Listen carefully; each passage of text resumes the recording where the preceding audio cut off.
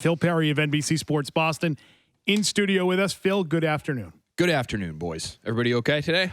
Great. Could be better.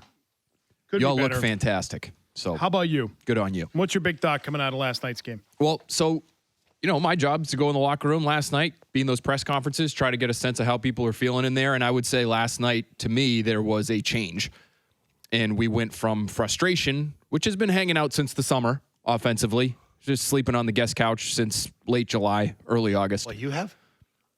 And then frustration. we have now welcomed exasperation to the party. Exasperation was the word that I came away from that locker room with last night, because we haven't seen players this open with microphones and cameras and multiple reporters in their faces talking about just how frustrated they are.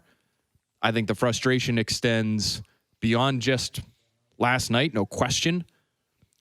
I think they were actually okay with the plan going in, because I think the plan made sense to them. The plan was to throw quick, keep Mac upright. You're dealing with issues on the offensive line. The exasperation to me is on the lack of adjusting and the timing of the adjustment. So I talked to a number of players last night, on the record, on background, very open about how they're feeling about where they are right now. And they don't know what they're good at still.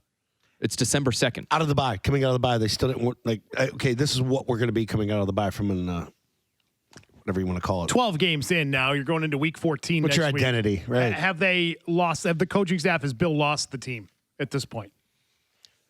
I don't think he's lost the team. I still sense a lot of respect for Bill Belichick. How about Matt Patricia? Is there respect for him still?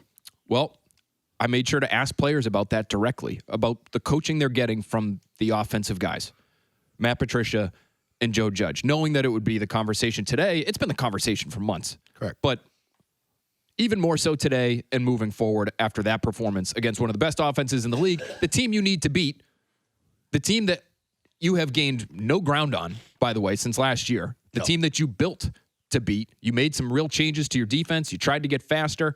You tried to get more explosive offensively, and the packaging was a little different. You forced the Bills to punt. Congratulations. It was a 14-point game. It wasn't a complete and utter blowout, even though I think it actually was. It felt 40. The score wouldn't indicate that. It felt 40-7. It felt like a blowout. Yeah. You're right. So the packaging was a little bit different, but the message is the same. The Patriots just aren't in the same class as the Bills. So I asked about the coaching staff. Are you getting the coaching you need offensively?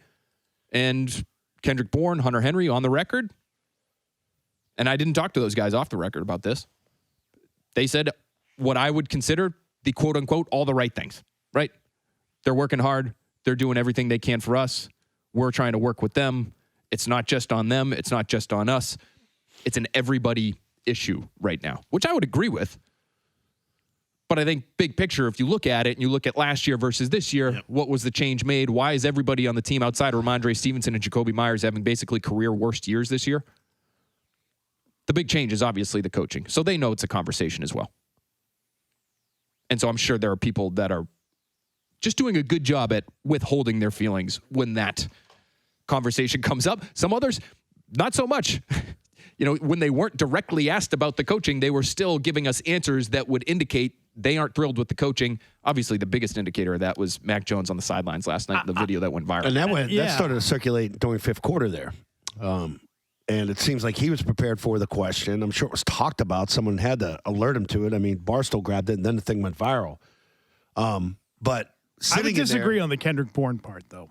I think Kendrick Bourne pretty much laid it out there that they don't have it. They don't protect coaching-wise. They don't protect him.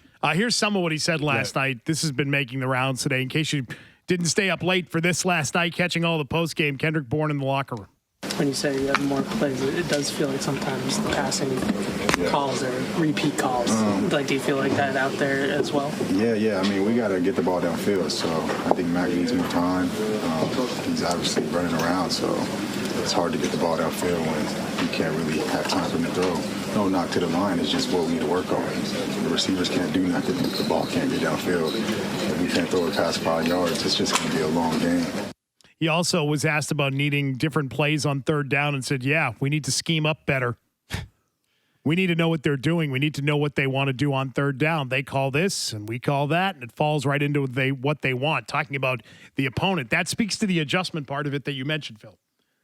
They're not seeing the adjustments. I feel like Kendrick Bourne didn't say all the right things in the eyes of his coaches. Well, what's funny I'm guessing they're not happy with him last night. What's funny is when you dance around it a little bit and you ask about repeat plays or you ask about third down, which I asked Bourne about last night, you get these answers that are clearly about the coaching, and then you just come right out and say, are you getting the coaching you need? Oh, yeah. And then they sort of come off it and say, well, but it's coaches clear. can only do so much, as Kendrick Bourne said last night. So I just wanted to at least explicitly ask them about the coaching to give them a chance to say what it seems like they're saying. Bourne was most explicit, I think, in some of those other answers. What took so long for them to get to the podium? Like, a lot of guys were in full gear still. I haven't seen that in a while. Like, even McCourty's usually fully dressed, got his chains on, his T-shirt. So some reporters tweeting last night, it was very quiet in that room. Is that the case, Phil? Oh, yeah, dour. Yeah, for sure. An hour after the game, Good and they're word. still in uniform. And guys that have seen a lot of football still in uniform late, which to me that is a a long sign team that one hurt more than most. Yeah.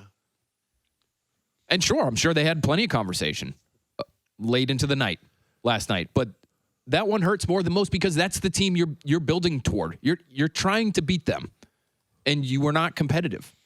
That was not a competitive game. And that's, to me, especially when we're talking about the offense specifically, why players are so frustrated with how they approached it. One player, to me, called the plan timid, and they felt as though they were calling plays just to not turn over the football, which to me, against an offense like that, which is the second highest scoring offense in the NFL, which is an alien at quarterback and another one at receiver, to play to not turn the football over isn't enough. Not in 2022, not against a team like that. They know it, and that's why I think they felt the way they felt last night.